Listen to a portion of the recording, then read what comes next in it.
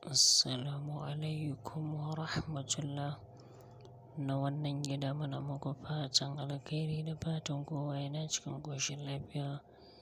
Yan uwa yau ma mun zo muku da sirri na mallaka, mun zo muku da laƙani na mallaka mujarrabi da yardar Allah. Samari albishirinku, wannan sirrin mallakar naku ne.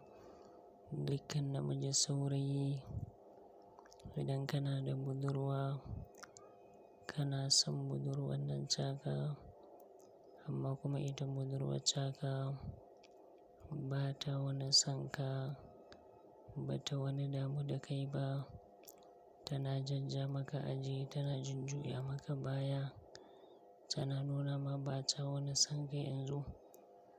To kai kuma kana son ta, amma kuma ita tana nuna ma ba ta son ka. To in har kana so ka mallake ta, in har kana so ka janyo hankalinta kanka, in har kana so ka jawo ra'ayinta izuwa gare ka, to kai amfani da wannan sirrin mallakar za ka mallake ta. Za ta so ka, za ta ƙaunace ka, hankalinta da tunaninta da ra'ayinta zai dawo kanka insha Allahu ta'ala.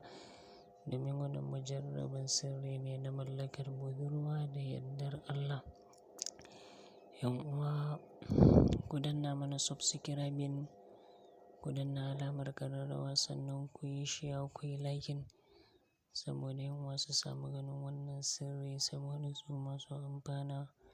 Kuma ta yanda da zarar mun saki wani sirri ya riƙa zuwa muku kai tsaye insha Allahu ta'ala.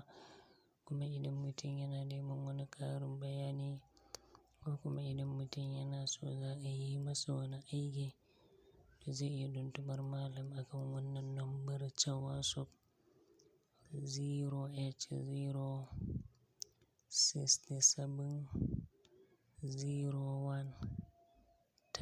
08067013031.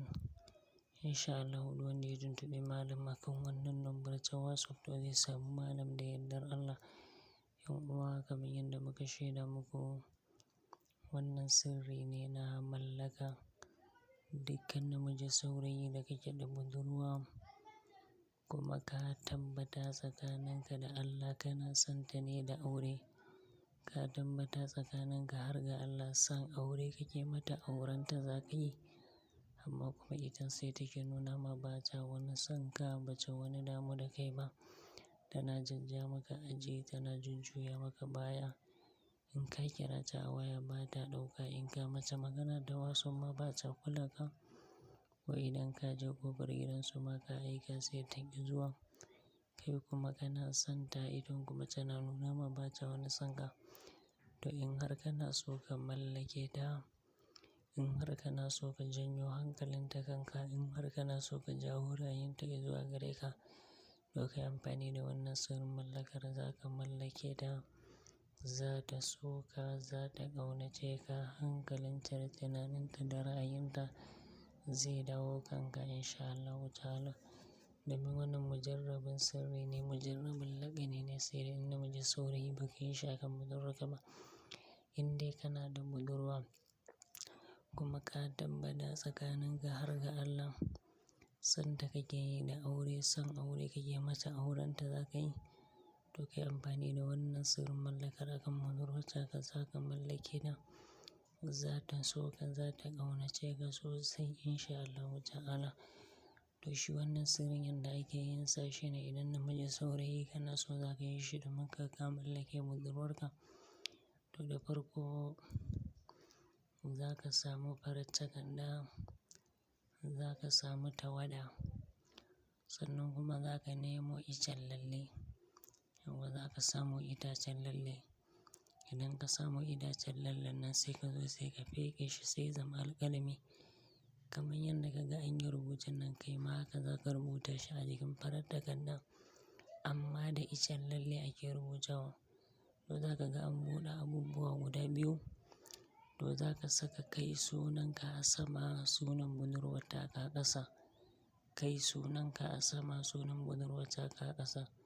To bayan ka saka, sai ka naɗe wannan takardar sai ta zama laya.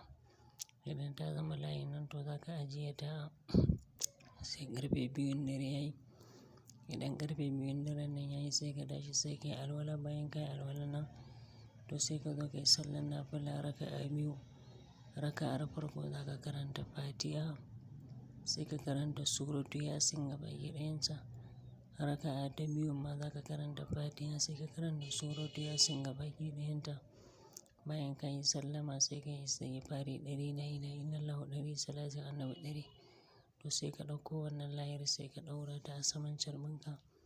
Idan ka ɗaura ta to sai ka ƙudurta niyya, sai ka faɗi ya Rabbi Allah zan yi wuridin wa fadainahu bi zubin azim.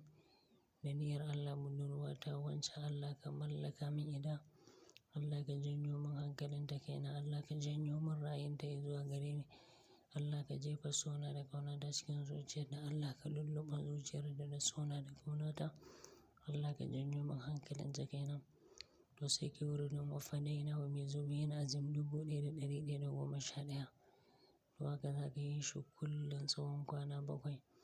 A rana ta 8 za ka samu kaji guda 3 manya sai ka zo sai ka yanka sai ka gasa sai ka rabar wa almajirai sadakar wannan nama.